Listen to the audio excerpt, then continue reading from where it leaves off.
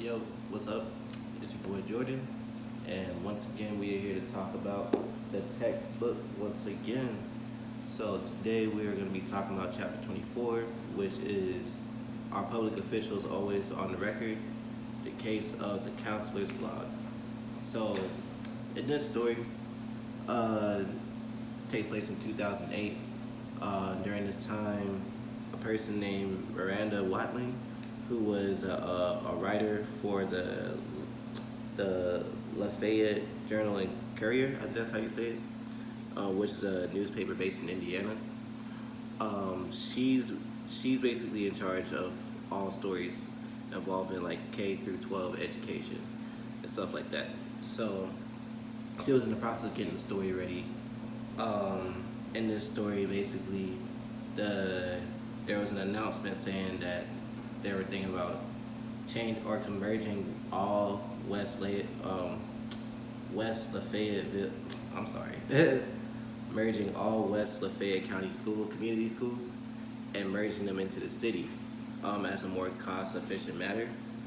But in the process of getting the story ready to like write and report this, a person named Peter Bunder, who is a part of the city council, basically wrote a blog stating his kind of disapproval and this dislike for the new policy trying to be put in place.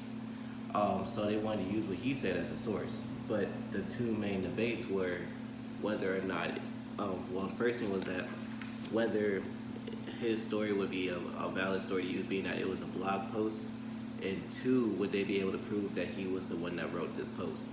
Because since it's a blog post, someone can easily just say that they were him, you know.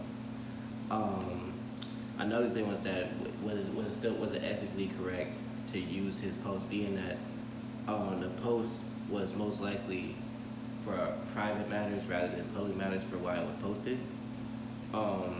In the near future, they decided that to go ahead and use it as a source anyway.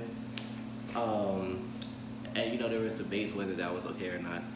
And what Watling ended up doing was basically telling a story on her personal blog to get feedback on what she should have done. And a lot of people agreed with her, saying that she should be allowed to use the post as long as it's a credible source and as long as they have the evidence, basically, that this is sorry, let me back up a little bit. They basically justified saying that she can use the blog post for public use as long as she can basically prove that this is the person that made the post, and through other guidelines also. And yeah, I don't really have any opinions for this story exactly. Mainly for the thing being that a lot of stuff that was spoken on this chapter I pretty much agree with.